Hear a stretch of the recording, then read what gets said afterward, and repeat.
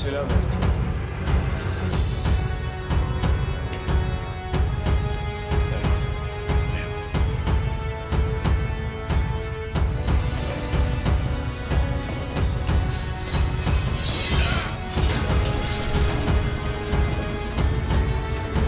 कुनेवी को हमें दे दो। हम मर तो सकते हैं लेकिन कुनेवी साहब को नहीं।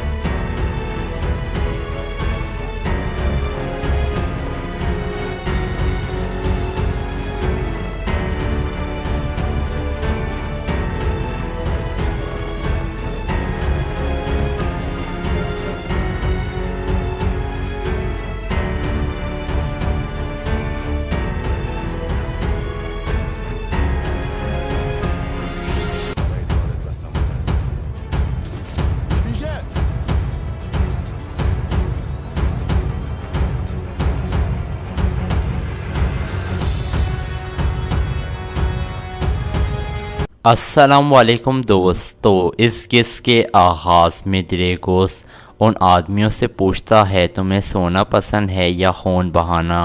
ये सुनकर वो तीनों आदमी मुस्कुरा कर अपना सर हिलाते हैं। ड्रेगोस कहता है बहुत अच्छे, मुझे उम्मीद है जो मैं आपको अभी ज़िम्मेदारी दे रहा हूँ वो आपको बहुत पसंद आएगी। ओरोनोस पूछता है क्या ज़िम्मेदारी है हुज़ूर। ड्रेगोस कहता है मंगोलों के लिए जो टैक्स इकट्ठा किया गया है वो कल कोनिया लेकर जाया जा रहा है, वो सोना हम हासिल करेंगे। उमर कबीले का सरदार बेबोलत उस काफ़िले का सरबराह होगा, लेकिन जब हम सोना हासिल कर लेंगे तो सबसे ज़्यादा मुसीबत अर्ताहुल पर आएगी। ओरोनोस पूछता है अगर सोना उमर कबीले वाले लेकर जा रहे हैं तो अर्ताहुल क्यों मुसीबत में आएगा। ड्रेगोस कहता है सल्जूकों और मंगोलों में कुछ लोग ऐसे हैं जो अर्ताहुल को तबाह करने का बहाना ढूंढ रहे हैं, वो वाक़ये का ज़िम्मेदार अर्ताहुल को ठहराएंगे। दूसरी तरफ काई कबीले में अर्ताहुल कह रहा था सुबह सिपाहियों को तैयार रखना बमसी, हम सदर उद्दीन कुनेली को अपने कबीले में लाएंगे। मंगोल उनके पीछे हैं और आर्तुक भाई आप मंगोल वाला सोना बेबोलत के हवाले करने के बाद वापस कबीले में आ जाना। मैं चाहता हूँ सदर उद्दीन कुनेली की आमद पर आप कबीले में हों। फिर अर्ताहुल कहता है लाजमी ड्रेगोस सोना छीनने की कोशिश करेगा, यहाँ का हाकिम आला मैं हूँ, अगर सोना चोरी हो गया तो मंगोलों और अमीर बहारुद्दीन को मेरे ऊपर हमला करने का मौका मिल जाएगा। हकीम आर्तुक पूछता है तो फिर आप क्या करेंगे सरदार। अर्ताहुल कुछ सोचने लगता है। दूसरी तरफ उमर कबीले में बेबोलत कह रहा था हमारे जाने के बाद ये कबीला तुम्हारे हवाले है सिनेमा, काई कबीले का चक्कर लगाना मत भूलना। सलजान खातून और हाइमा खातून का दिल जीतना है तुम्हें, उनकी दोस्ती हमारे लिए बहुत ज़रूरी है, तुम जानती हो कि कैसे दिल जीता जाता है। सिनेमा कहती है जैसे आपका हुक्म भाई। बेबुलत कहता है अब जाओ और अपनी बहन को मनाओ, कल सुबह हम रवाना हो जाएंगे, मैं कोई मसला नहीं चाहता हूँ। सिनेमा बाहर निकल जाती है। इतने में नियाल इजाज़त लेकर अंदर दाखिल होता है और कहता है आपने मुझे बुलाया था सरदार। بیبولت کہتا ہے ارطغرل کا خاص آدمی آرتک یقیناً اس صندوق کے بارے میں جانتا ہوگا جس کو منگول تلاش کر رہے ہیں۔ جب ہم کونیا جا رہے ہوں گے تو آرتک پکڑا جانا چاہیے۔ نہال پوچھتا ہے مجھے کیا کرنا ہوگا سردار؟ بیبولت کہتا ہے امیر بہار الدین نے اپنے سب سے قابل آدمی بہادر الب کو اس کام پر لگایا ہے۔ تم اس سے ملو اور کہو کہ آرتک کو پکڑ لے، باقی وہ دیکھ لے گا، اور اسے کہنا کہ وہ اپنا بیس ڈریگوس کے آدمیوں کی طرح تبدیل کر لے۔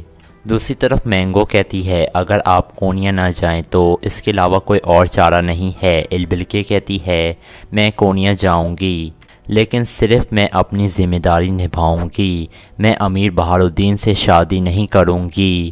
اتنے میں سرما اندر داخل ہو کر کہتی ہے اگر تم نے امیر بہار الدین سے شادی نہ کی تو بھائی تمہیں مار دے گا۔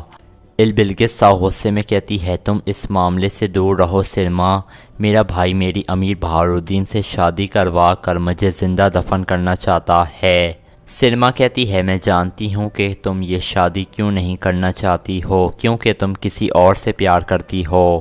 البلگے کہتی ہے نہیں، میں نے تمہیں پہلے بھی بتایا ہے، یہ تمہارے بات سمجھ کیوں نہیں آ رہی ہے؟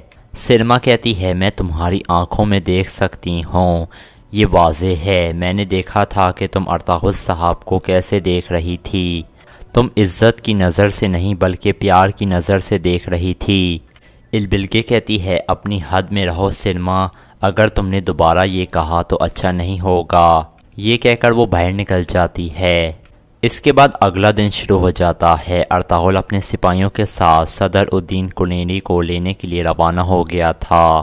دوسری طرف بیبولت البلگے کو لے کر سوگڑ پہنچ چکا تھا۔ اتنے میں حکیم آرتک آ کر کہتا ہے ہم نے ٹیکس آپ کے حوالے کر دیا ہے بیبولت صاحب، آپ کا سفر محفوظ ہو۔ اس کے بعد سپاہی سونے کے صندوق گھوڑا گاڑی پر رکھنے لگتے ہیں۔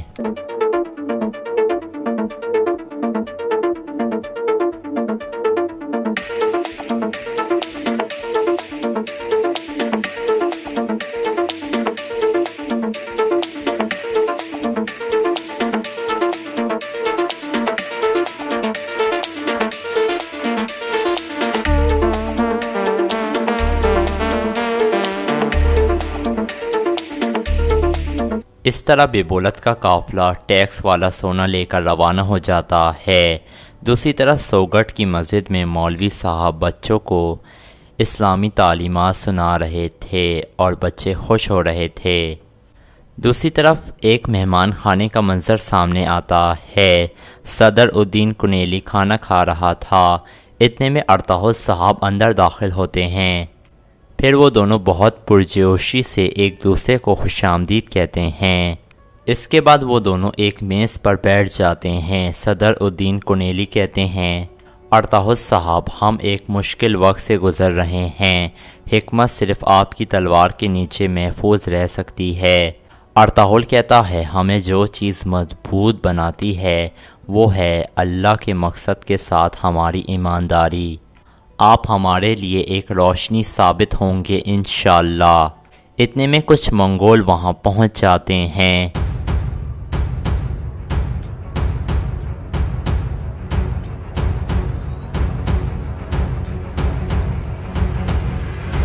پھر منگول کہتا ہے ہماری دشمنی تمہارے ساتھ نہیں ہے ارطغرل، صرف کنیلی کو ہمارے حوالے کر دو۔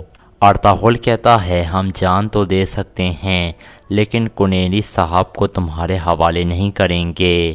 دوسری طرف حکیم آرتک دو سپاہیوں کے ساتھ قبیلے کی طرف جا رہا تھا۔ اتنے میں بہت سارے آدمی انہیں آ کر گھیرے میں لے لیتے ہیں۔ آرتک پوچھتا ہے کون ہو تم لوگ؟ بہادر کہتا ہے ہم دریگوس کی طرف سے سلام لائے ہیں۔ یہ سن کر حکیم آرتک تلوار نکال لیتا ہے اور لڑائی شروع ہو جاتی ہے۔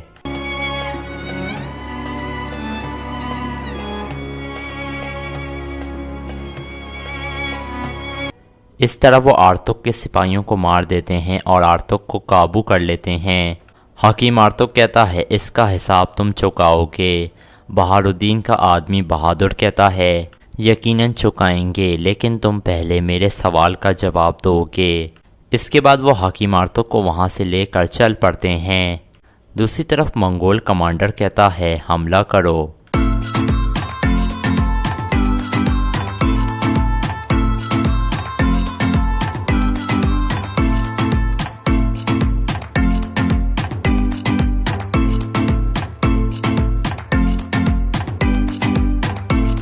اسی دوران بے بولت کا قافلہ کونیا کی طرف روانہ تھا۔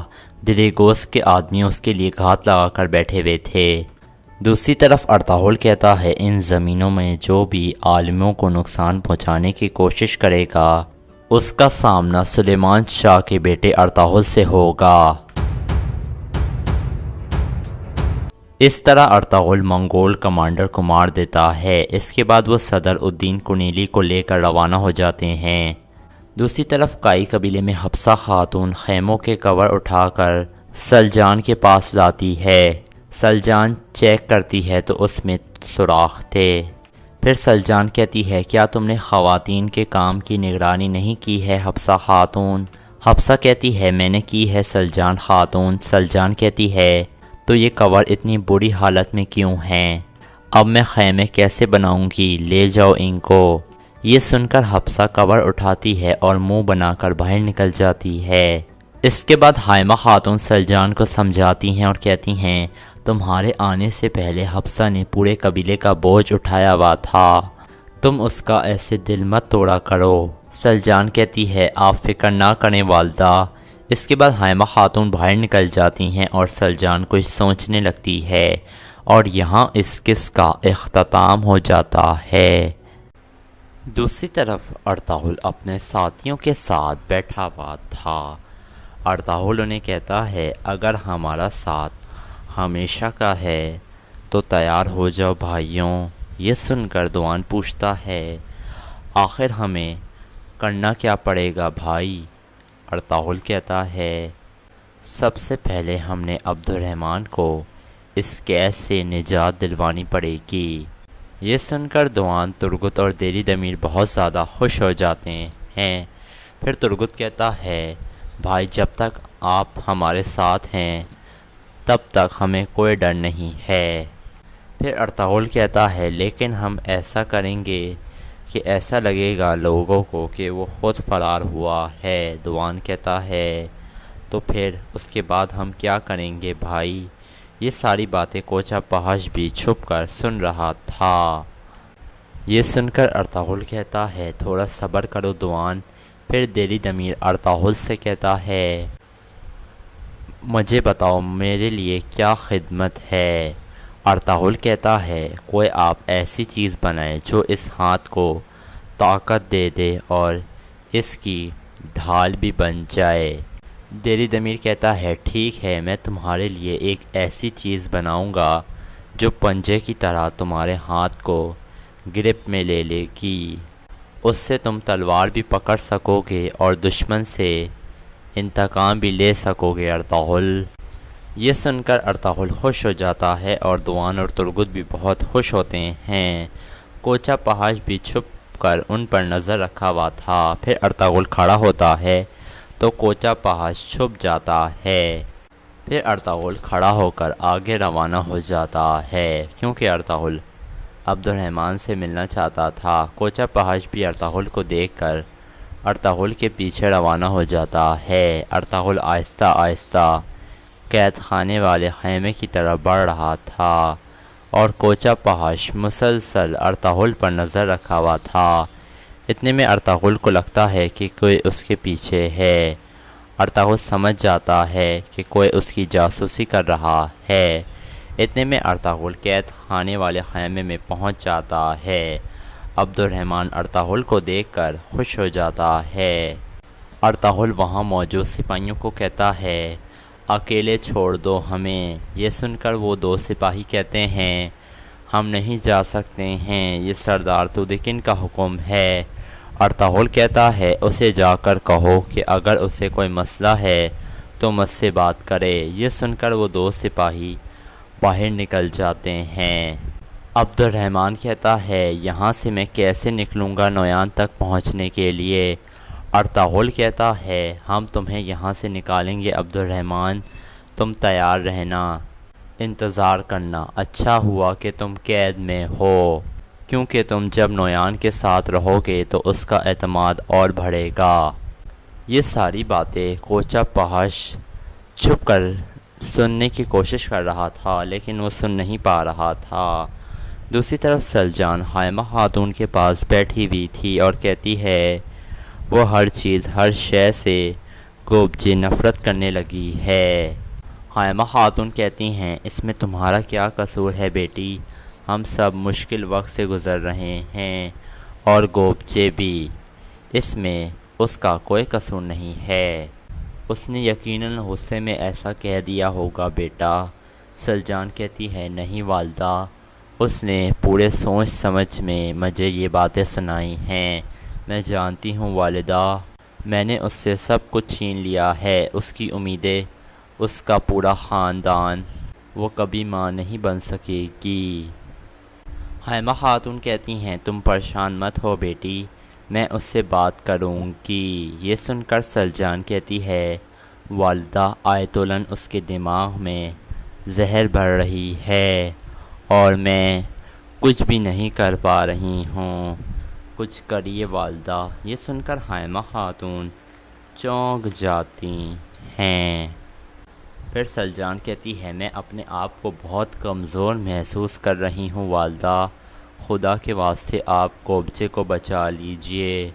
حائمہ خاتون کہتی ہیں تم پریشان مت ہو بیٹی، میں اسے سمجھاؤں گی، تم اطمینان رکھو۔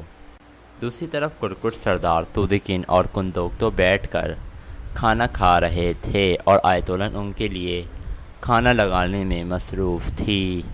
کندوکتو کہتا ہے میں نے خوراک خریدنے کے لیے انتظامات کر لیے ہیں اور کل ایک تاجر سے میں ملاقات بھی کروں گا، لیکن میں نے سنا ہے کہ گندم کم ہے۔ یہ سن کر کرکٹ سردار کہتا ہے ہو ہی نہیں سکتا ہے، وہ جان پوچھ کر اپنے ذخائر کا بتاتے ہیں کہ کم ہیں تاکہ وہ زیادہ منافع کما سکیں۔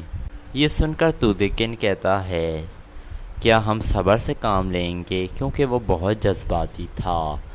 یہ سن کر کندوکتو کہتا ہے ذرا صبر سے کام لو بھائی، ہر کام تلوار کے ذریعے نہیں کیا جاتا ہے، تھوڑا صبر کرو، تجارت میں ہم تلوار کو نہیں لا سکتے ہیں۔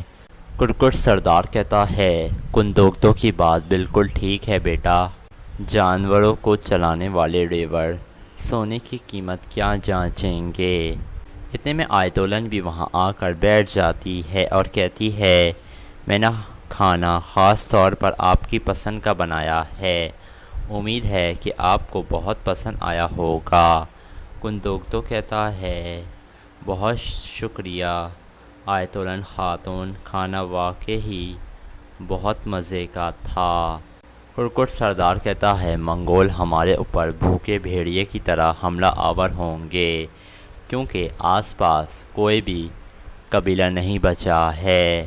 پھر آیتولن کندوکتو کو سلجان کے خلاف بھڑکانے کی کوشش کرتی ہے، کیونکہ وہ سلجان سے بہت نفرت کرتی تھی اور اسے دوسری شادی کرنے کا مشورہ دیتی ہے۔ دوسری طرف ارطغرل قید خانے والے خیمے سے باہر نکل آتا ہے۔ کوچہ پہش چھپ کر ارطغرل کو دیکھ رہا تھا۔ اتنے میں پیچھے سے آ کر ارطغرل اسے پکڑ لیتا ہے اور اس کا گلا دبانے لگتا ہے اور کہتا ہے اپنے بھیجنے والے کو بتا دو جا کر اگلی بار ارطغرل اس کی جان نہیں بخشے گا۔ پھر ارطغرل اس کا گلا دبانے لگتا ہے، لیکن وہ ارطغرل عین میں اسے چھوڑ دیتا ہے۔ پھر ارطغرل وہاں سے آگے بڑھ جاتا ہے اور کوچہ پہش کافی زیادہ ڈر جاتا ہے اور وہ تھوڑا غصے میں بھی آ گیا تھا۔ اتنے میں ارطغرل آگے بڑھ جاتا ہے اور مرکزی خیمے میں داخل ہو جاتا ہے۔ وہاں گوبجے موجود تھی۔ گوبجے کہتی ہے ارطغرل آپ کا ہاتھ کیسا ہے؟ ارطغرل کہتا ہے بہتر ہے گوبجے۔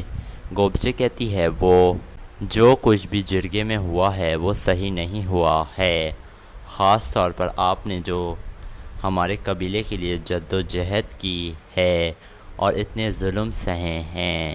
ارطغرل کہتا ہے شکریہ گوبچے۔ پھر گوبچے کہتی ہے مجھے آپ کے ہاتھ کا بہت افسوس ہے، برا ہوگا اس کے ساتھ جس نے آپ کے ساتھ یہ کیا ہے، اللہ اس کافر کو آگ میں جلا دے، آپ کے آنے والی ہر مصیبت میرے اوپر آ جائے۔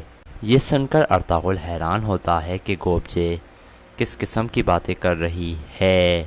پھر گوبچے کہتی ہے میں ہمیشہ آپ کی سلامتی کے لیے دعا گو رہوں گی کہ آپ پھر سے اپنی تلوار اٹھائیں اور انتقام لیں اپنے دشمن سے۔ ارطغرل کہتا ہے اچھی امید رکھو گوبچے، تمہاری دعاؤں کا بہت شکریہ۔ اتنے میں گوبچے ارطغرل کا ہاتھ پکڑ لیتی ہے اور اسے چومنے لگتی ہے۔ یہ دیکھ کر ارطغرل غصے میں آ جاتا ہے اور کہتا ہے یہ تم کیا کر رہی ہو گوبچے، ایک معاملہ تھا جو ختم ہو گیا ہے، سمجھی تم، اب اس حرکت کا کیا مطلب ہے؟ گوبچے کہتی ہے ارطغرل میں آپ کا نام اپنے دل پر لکھ چکی ہوں، آپ کو نہیں بھلا سکتی ہوں میں، آپ کو بھول جانا میرے لیے ناممکن ہے، سمجھے آپ، کیوں نہیں سمجھتے ہیں آپ میری بات؟ ارطغرل غصے سے کہتا ہے بس بہت ہو گیا ہے گوبچے، تم جانتی ہو کہ ہمیشہ میں نے تمہیں چھوٹی بہنوں کی طرح سمجھا ہے، آخر تم کیوں اس رشتے کو تباہ کرنا چاہتی ہو؟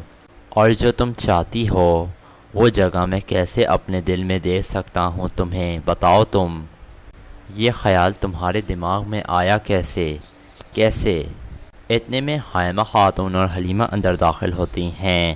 ارطغرل انہیں دیکھ کر خیمے کے اندر گھس جاتا ہے اور گوبچے پیچھے مڑ کر دیکھتی ہے تو حائمہ خاتون اور حلیمہ سلطان کھڑی تھیں۔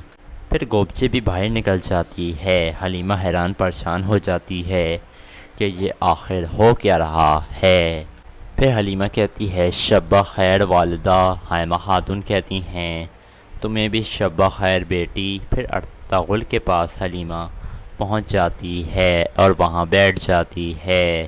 حلیمہ کہتی ہے گوبچے تو ٹھیک ہے نا ارطغرل، لیکن ارطغرل اس کی بات کا جواب نہیں دیتا اور کہتا ہے آرتک بھائی نے کہا ہے کہ جب تک یہ ہاتھ تلوار نہیں پکڑتا ہے تب تک اپنی کوشش جاری رکھو۔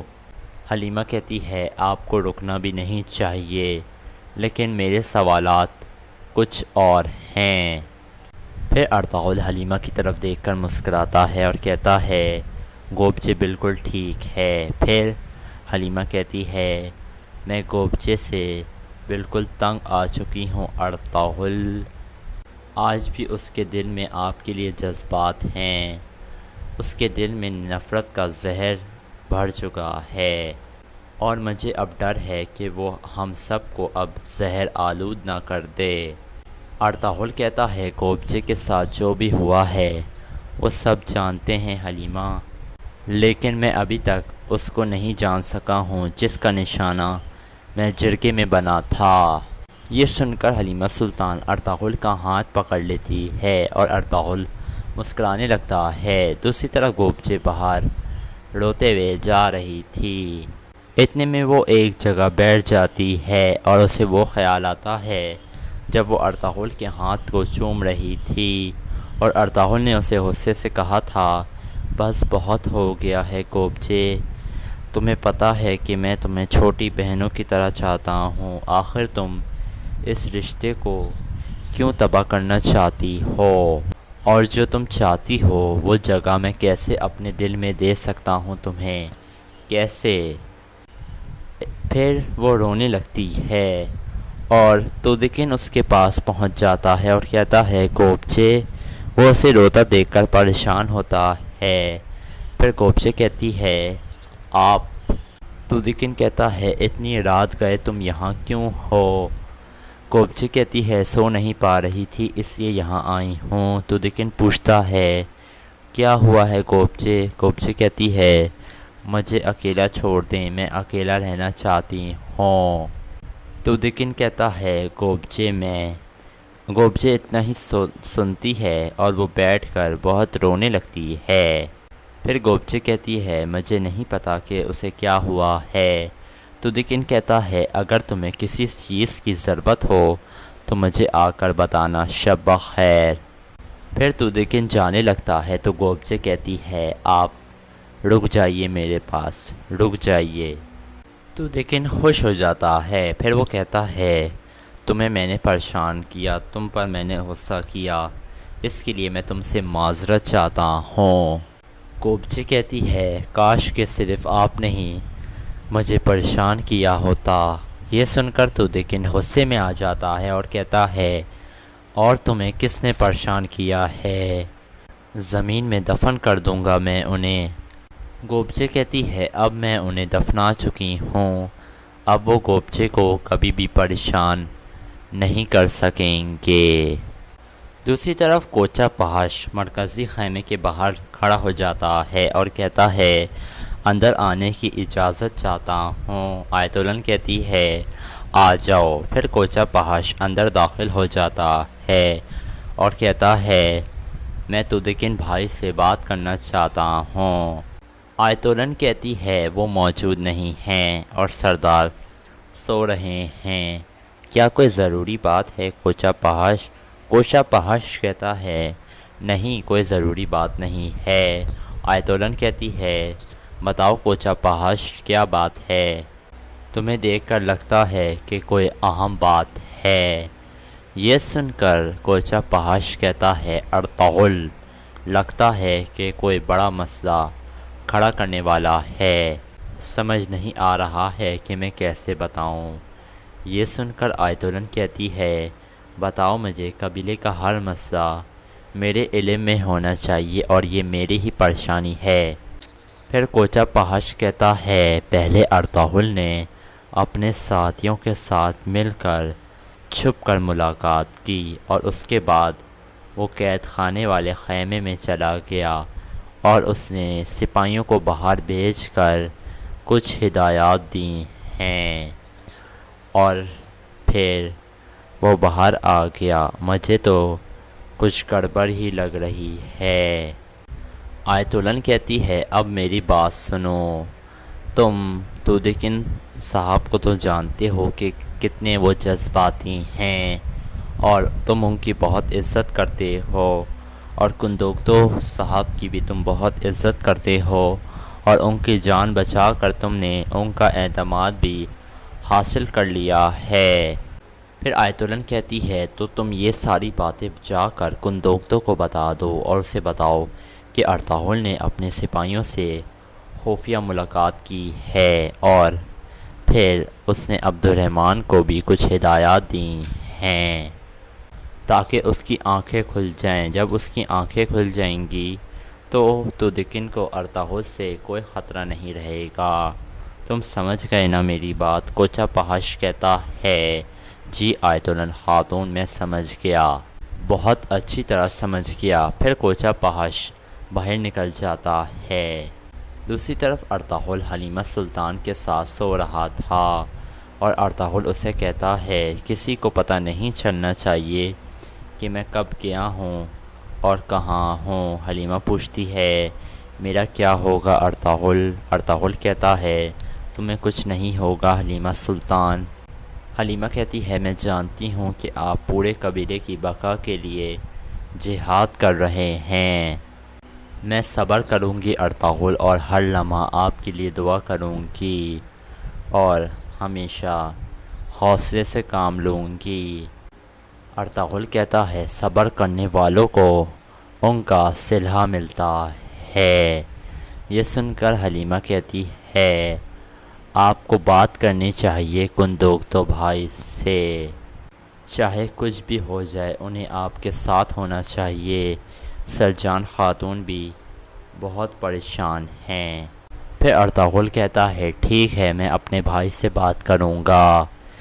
اس کے بعد وہ دونوں سو جاتے ہیں۔ پھر اگلا دن شروع ہو جاتا ہے۔ اس کے بعد نویان کے ٹھکانے کا منظر سامنے آتا ہے۔ حمزہ سپاہی اپنے گھوڑے کو تیار کر رہا تھا کیونکہ وہ روانہ ہونے والا تھا۔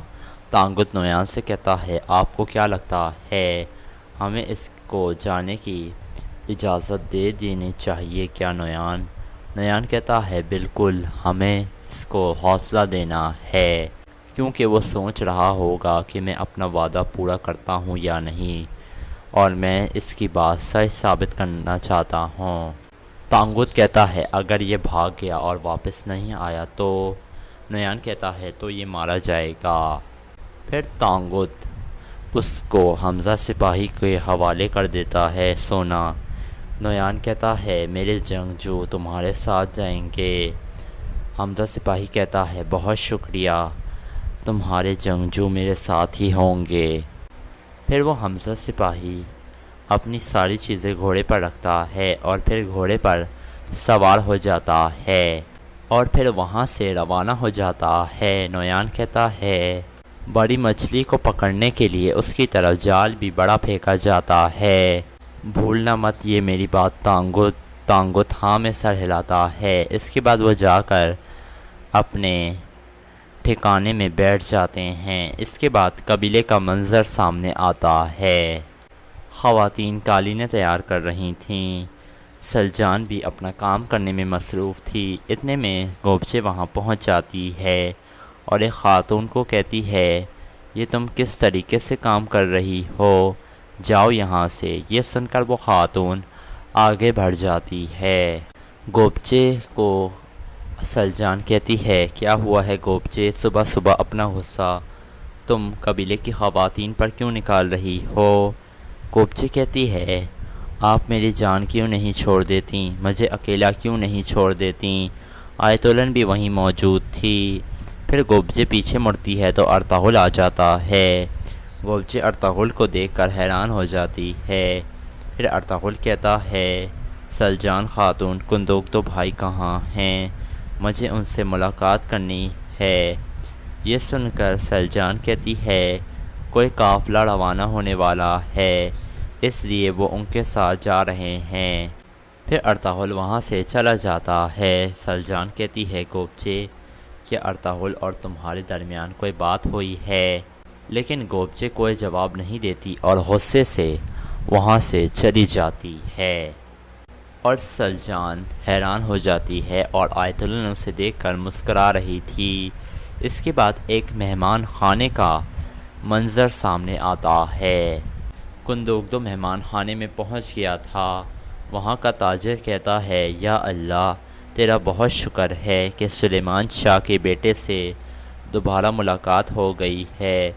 کندوکدو گھوڑے سے نیچے اترتا ہے اور اس تاجر سے گلے ملتا ہے۔ پھر کندوکدو کہتا ہے ازلوم میں خوش آمدید تاجر احمد۔ یہ سن کر وہ تاجر کہتا ہے میں آپ کے لیے کونیا سے سلام لایا ہوں۔ یہ سن کر کندوکدو کہتا ہے بہت شکریہ، میرے ماموں کرکت اور میری والدہ نے بھی آپ کو سلام بھیجا ہے۔ وہ تاجر کہتا ہے بہت شکریہ آپ کا، قافلے پر حملے میں مجھے آپ کے نقصان کے بارے میں بہت افسوس ہوا۔ یہ سن کر کندوکدو کہتا ہے جی بالکل، ہمیں آپ کی مدد درکار ہے۔ وہاں پر ایک آدمی بھی چھپ کر بیٹھا ہوا تھا جو دراصل نویان کا آدمی تھا اور وہ ان کی ساری باتیں سن رہا تھا۔ اتنے میں کوچا پہاش بھی وہاں پہنچ جاتا ہے۔ پھر وہ تاجر کہتا ہے میں نے سنا ہے نویان نے آپ پر حملہ کیا تھا، اللہ اس سے ہم سب کو محفوظ رکھے۔ کندوکدو کہتا ہے آمین۔ کوچا پہاش آ کر کہتا ہے بھائی ہم نے حفاظتی اقدامات بڑھا دیے ہیں، آپ بے فکر ہو جائیں۔ پھر کوچا پہاش اپنے آدمی کو اشارہ کرتا ہے۔ پھر وہ سب مہمان خانے کے اندر داخل ہو جاتے ہیں۔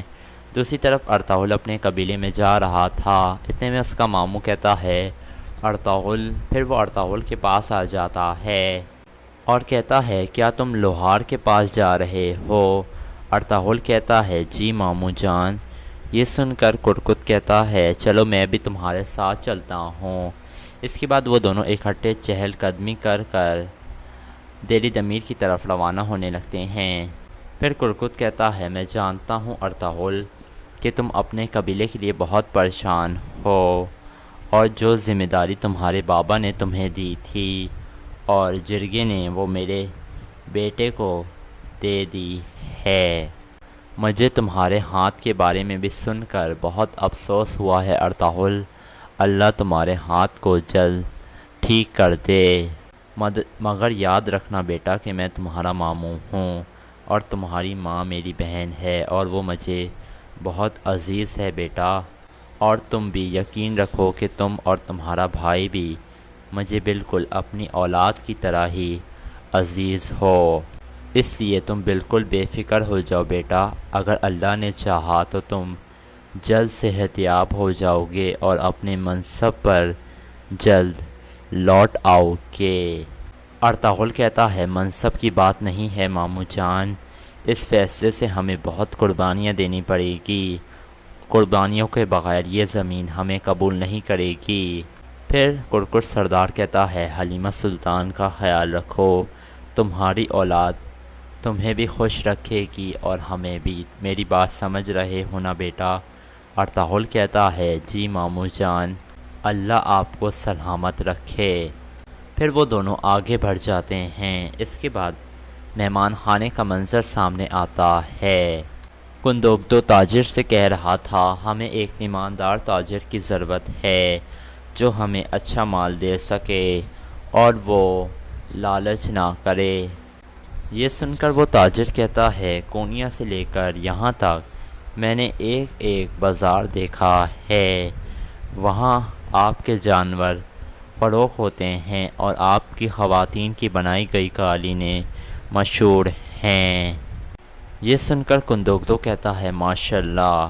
پھر وہ تاجر کہتا ہے یہ تمام اشیاء ہمیں بہت پسند ہیں، کائی قبیلے سے تجارت کرنا سب تاجروں کے لیے فائدہ مند ثابت ہوگا انشاءاللہ، مجھے اس بات پر کوئی شک نہیں۔ کندوگدو کہتا ہے انشاءاللہ۔ پھر وہ تاجر کہتا ہے میں نے آپ کے لیے کھانا بنوایا ہے، چلیے تناول فرمائیے۔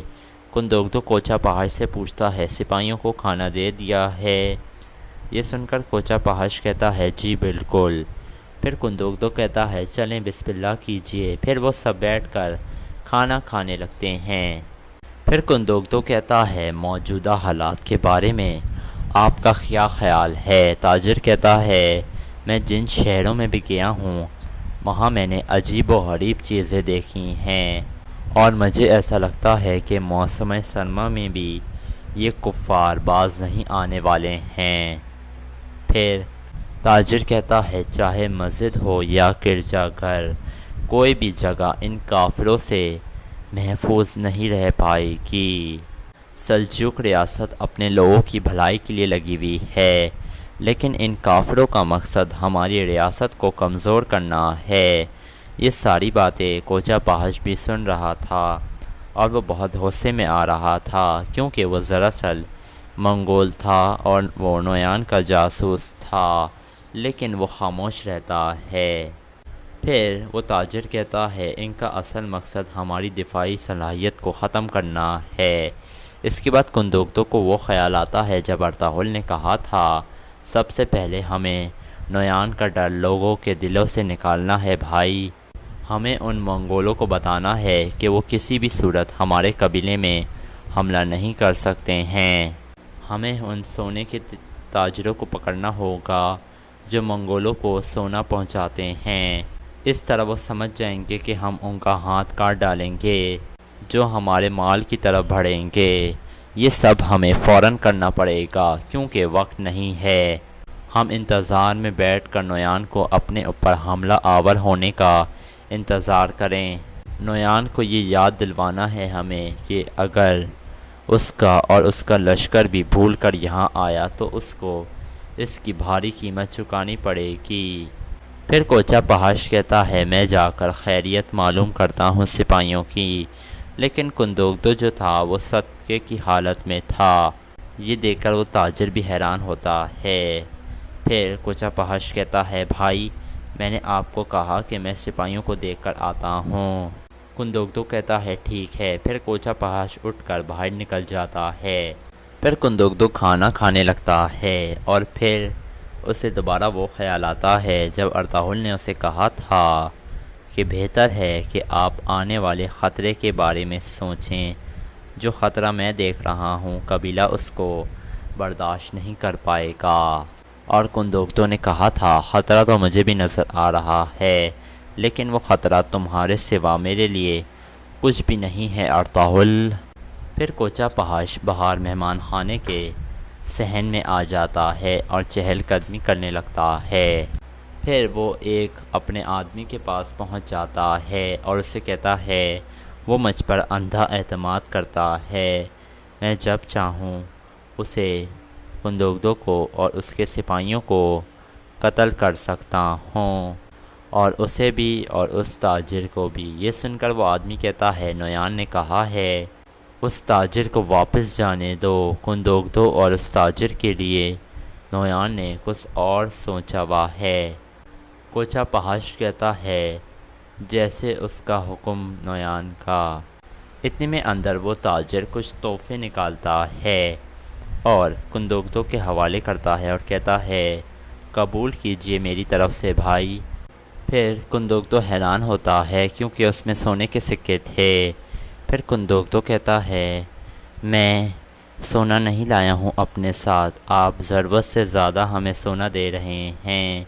یہ سن کر وہ تاجر کہتا ہے کیونکہ میں آپ پر بہت بھروسہ کرتا ہوں، میں آپ کی تمام موسمیات اور سارے جانور خرید لوں گا اور آپ کی ساری خوش سالی ختم ہو جائے گی۔ یہ سن کر کندوگدو کہتا ہے بہت شکریہ آپ کا، نویان کو میں یہ سارا سامان ملنے کے بعد خبر دوں گا۔ کندوگدو کہتا ہے وقت آنے پر میں آپ کو بحفاظت یہاں سے روانہ کروں گا، آپ پریشان مت ہوں، آپ کی حفاظت کی ذمہ داری اب میری ہے۔ یہ سن کر وہ تاجر خوش ہو جاتا ہے۔ پھر وہ کہتا ہے کندوگدو بہت شکریہ آپ کا۔ یہ سن کر وہ تاجر بھی کہتا ہے بہت شکریہ۔ پھر وہ دونوں گلے ملتے ہیں۔ پھر کوچہ پہاش اور کندوگدو باہر نکل جاتے ہیں اور وہ تاجر بیٹھ جاتا ہے۔ اس کے بعد قبیلے کا منظر سامنے آتا ہے۔ کرکر سردار دہلی دمیر کے پاس پہنچتا ہے اور کہتا ہے تم نے اپنے منصب پر واپس آ کر ہمارے قبیلے کی عزت بڑھائی ہے۔ یہ سن کر دہلی دمیر کہتا ہے شکریہ سردار۔ پھر کرکر سردار کہتا ہے یہ ہمارے لیے فخر کا بات ہے کہ تمہارے جیسا بہادر آدمی ہمارے ساتھ ہے، اللہ تمہیں لمبی عمر دے۔ یہ سن کر سارے افراد کہتے ہیں آمین۔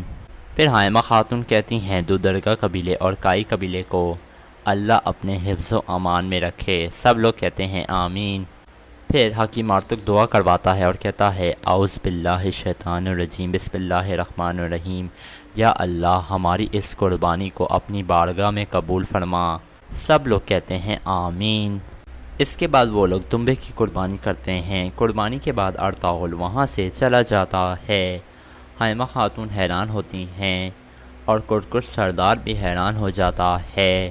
پھر کرکر سردار دہلی دمیر سے پوچھتا ہے تم قائل کیسے ہوئے، تم نے اپنا فیصلہ کس کے کہنے پر تبدیل کیا؟ دہلی دمیر کہتا ہے میں ارطغرل کے کہنے پر قائل ہوا ہوں۔ یہ سن کر کرکر سردار حیران ہو جاتا ہے۔